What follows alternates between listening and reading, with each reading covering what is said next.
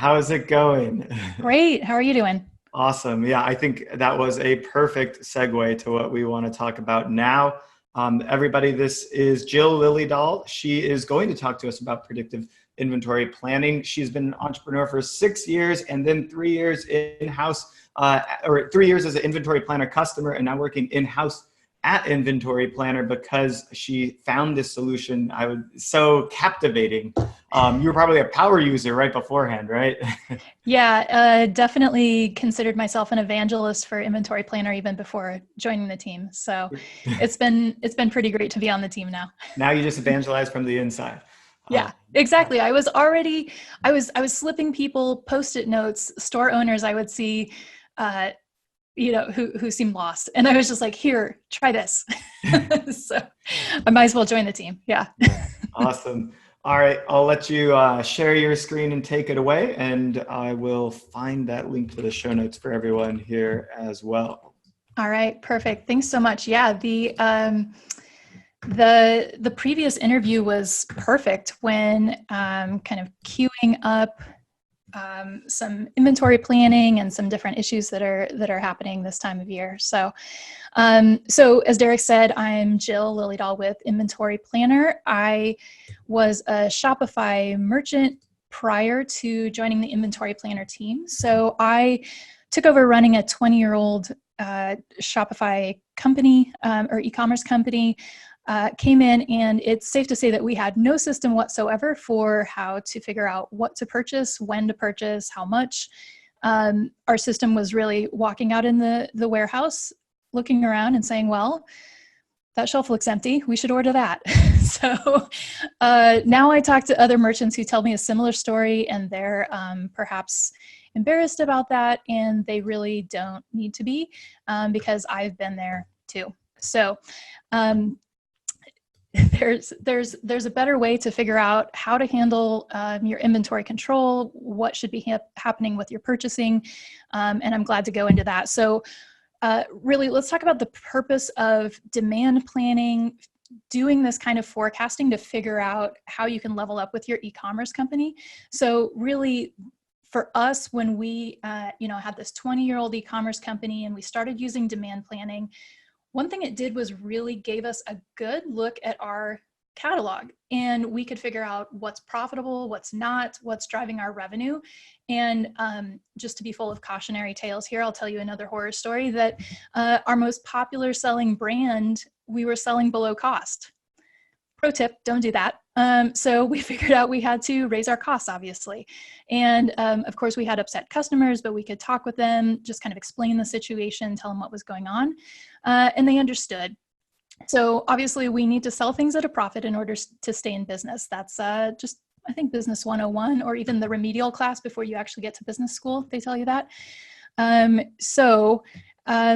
Just some better insight into our catalog, looking at our data, what's driving our revenue, and then we can get into how much more inventory do we need in order to meet demand. Fast forward 4 years after the horror stories of having no system for what to purchase and selling things below cost, we were able to sell the business. So it's no exaggeration to say we would have run out of money if we kept operating the way we were, kind of at the beginning. At least of when I joined that team. Then we were able to sell the business later and stay in business. So it really can turn things around and give you a smarter investment for your inventory dollars. So let's get into what demand planning is. It's using let's think about it this way. The best predictor of future behavior is past behavior. So it doesn't work to say, hey, customers, what are you going to do? It doesn't work to ask them. You need to look at their actual behavior. Where did they spend their dollars? How did they spend it? And what decisions did they make? And that's going to be your guide for looking to the future. So the point of demand planning is really, what do your customers want? When do they want it? And where do they want it? So anybody who's selling online and has a brick and mortar, or who has multiple warehouses or multiple brick and mortar stores, you know that each one of those locations has its own personality. Each one will sell different products at a different rate. And they just really need their own attention and their own forecasting to figure out what you need to have in that location. the company I was running, we were selling wholly online. We decided to open up a brick and mortar. And not only did we sell at different rates in the brick and mortar, we sold entirely different categories. Our lowest selling category online was our top selling category in the store. It really flipped our catalog around. So we needed to have a different mix in person when we're selling in the retail store versus when we were selling online. So it can help to look at your total demand, but don't be afraid to dive into some of those location specifics to figure out what's going on with customer demand. Okay, so let's get into some keys of customer demand planning. Now, I've broken this down into some key steps, and if you're new to demand planning, there's going to be some action steps. And then if you're already doing demand planning, I've put in some advanced steps too, so you can really kick things up a notch. So we're going to get nerdy here. It's going to be a good time. So first, define your standards. Before we get into crunching the numbers, before we get into forecasting, I think it's good to think about what standards do you need to have in order to make your business profitable? So what are your margins? What margins do you need to hit in order to stay in business? How much stock do you need to have on hand? What amount of stockouts are acceptable? Now, you might think at first, well, I don't want to have any stockouts. I don't want to ever be out of stock, but that's not realistic, because if you're never out of stock, it means you're overstocked. And if you're overstocked, that means you have cash tied up and it is sitting on your warehouse shelves.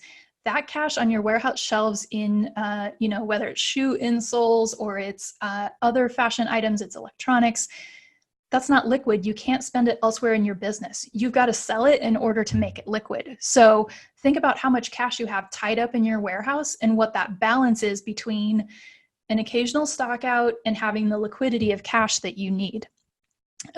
Also, when you're thinking about defining your standards, just in case you don't have all the cash in the world, think about what your cash flow situation is. How much can you spend at a time? What kind of return do you need to get on that?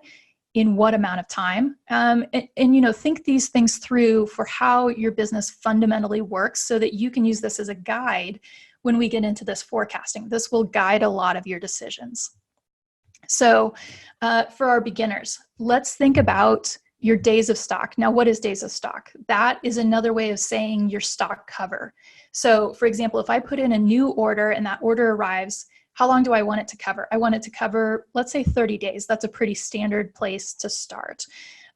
So you need to think about, how much do we want to have on hand? If we carry too little inventory, again, we're running into the risk of stockouts. So something like 7 days of stock.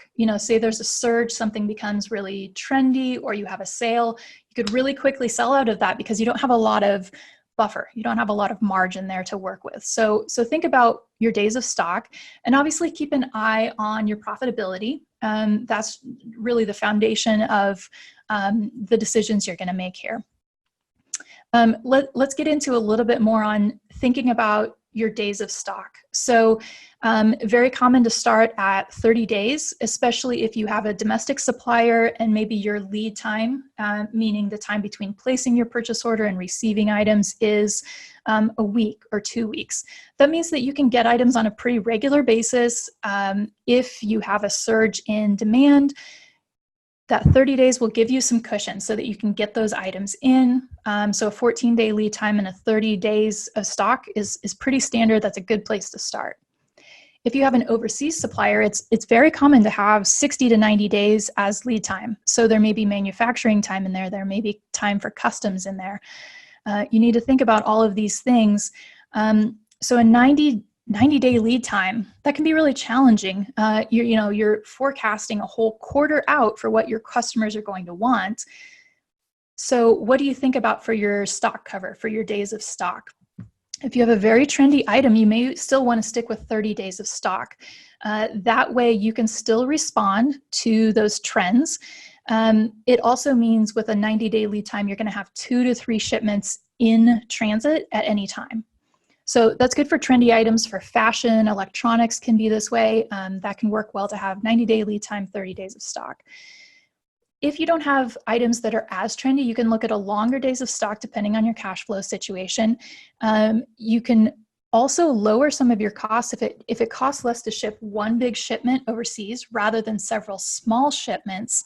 Then maybe 90-day lead time, 90 days of stock can be a good fit for your organization. So really think about, how much cash do we want to have tied up? How responsive do we need to be?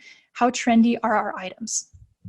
For our advanced folks, if you're already doing forecasting, then a couple of things to keep an eye on are your in-stock percentage and your stock turns. So this is really that balance between, we don't want to miss out on revenue. We don't want to miss out on profitability. We want to have those products for our customers when they want them, but we don't want to go too far. We don't want to have 5 years worth of things sitting on the shelf, because that's so much cash sitting there.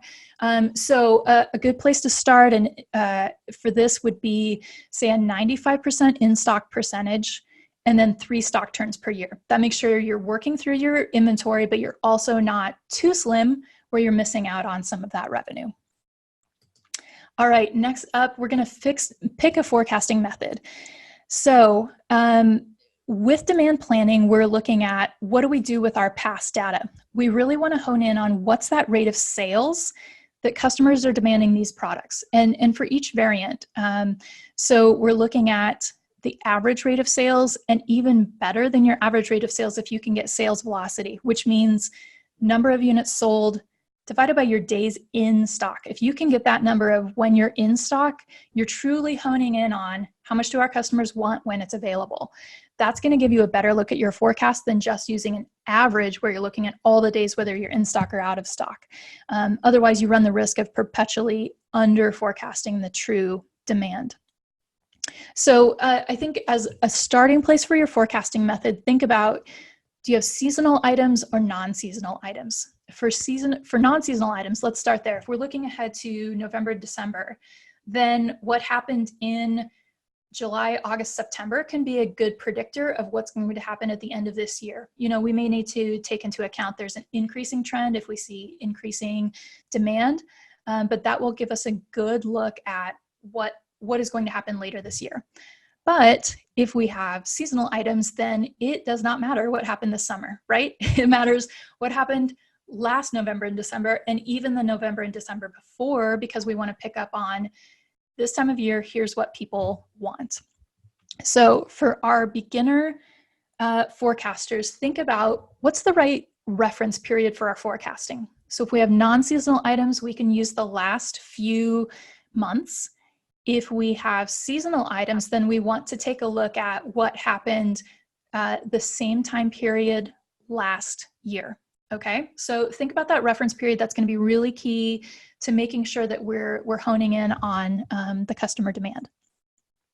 For our advanced folks, then we can take a look at some different forecasting methods, bottom up or top down. So bottom up is essentially what I've been describing, where the history of one variant is what will determine what's happening with the future of that variant, right? So the red dress may sell better than the green dress.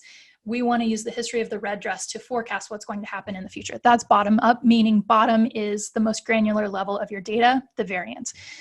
Top down, however, looks at what's happening at the category level. We can have a lot of sales history on a category that says, okay, this is going to peak in Q4, it's going to dive down in Q1, we'll see it continue to go down, and then it pops back up in Q3, let's say. So we know what the category looks like. This top-down forecasting for our advanced users is really great when you have a seasonal item that has been around for less than 12 months. Because we have a long history of the category, but not of the variant, we can tie the two together. So let's look at an example. One is that we have, let's take the example of the green dress, is selling, it constitutes 5% of the category sales. We will assume it will continue to make up 5% of the category sales. And we know how the category is going to perform the whole year. So that means that we can tie the short history of that variant to the longer history of the category. So take a look at top-down forecasting for seasonal products with a short sales history, and you can get a little bit more data in there to see how that's going to perform in the future. Next up, assess the current situation. So take a look at what's really driving your revenue. More importantly, what's driving your profitability. You can take a look at your data by category, by vendor, take a look at your stock turn. How quickly are you going through your inventory?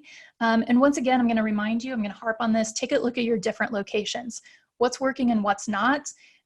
Maybe there's one warehouse or one retail store that's not pulling its weight, and things need to be looked at again. So definitely break it down to a location-specific analysis as well.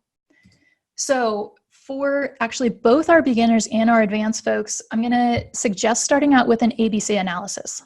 What's this? Okay, so envision that we are looking at how much each of our variants are contributing to our overall profitability, and we're ranking them by, here's the variant that contributes the most to our profitability, and we're rank ordering them most to least.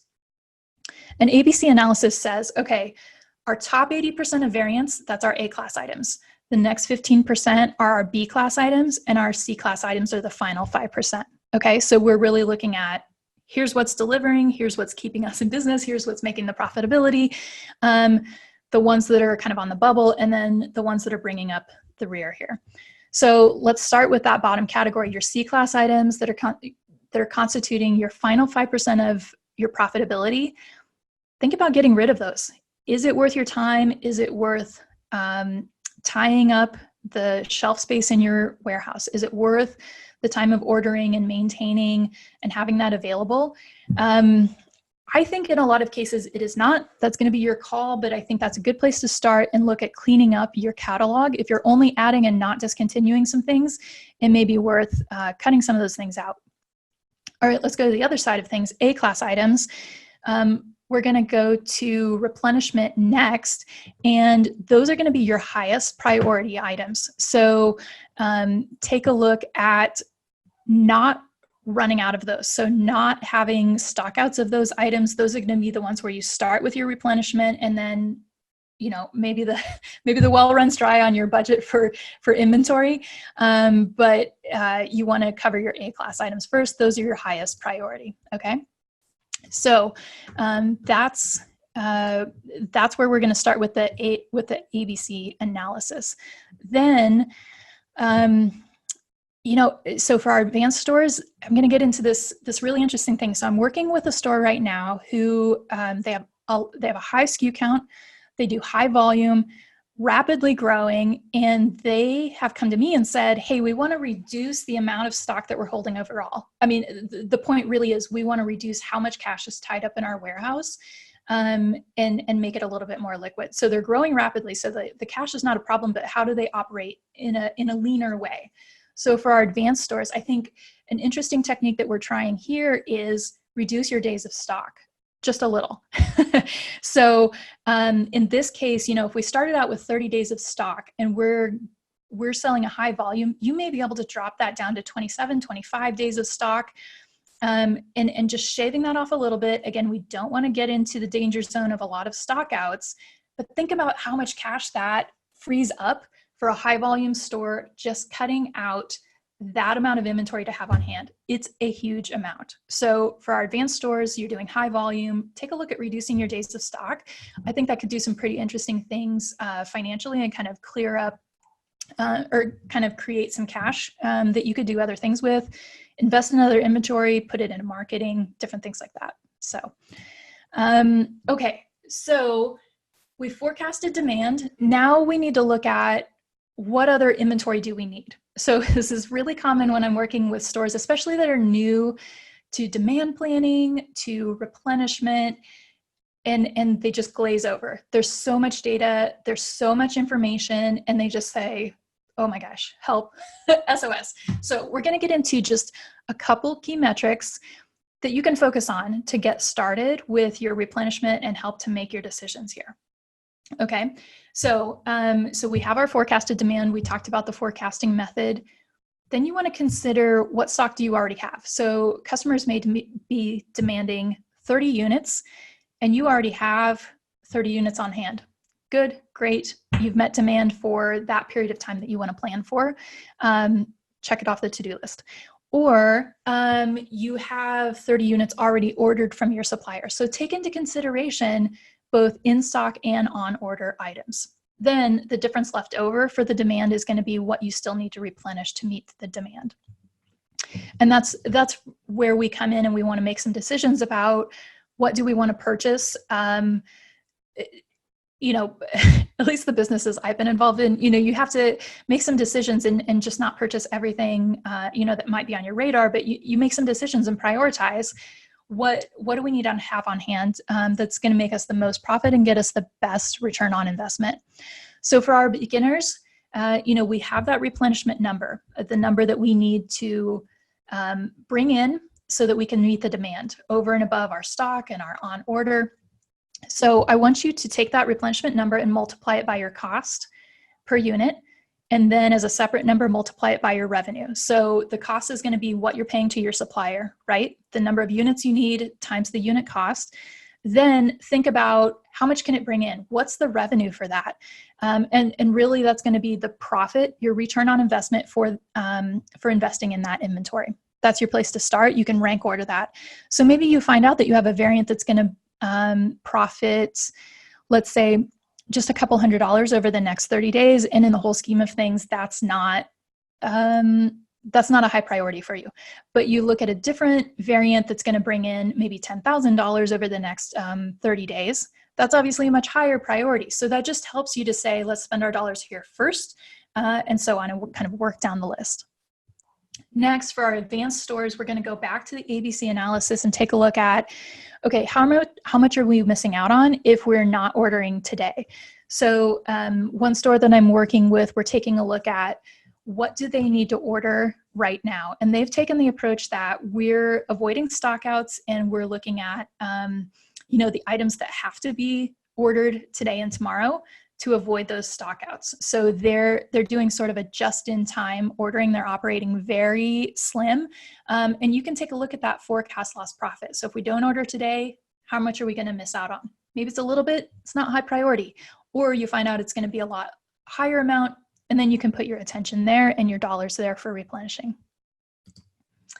All right, next up, new product launches. So just in case your crystal ball is broken, we're going to figure out some strategies to deal with the new product launch. So, you know, demand planning is about using the data you have in order to forecast what customer demand will likely be.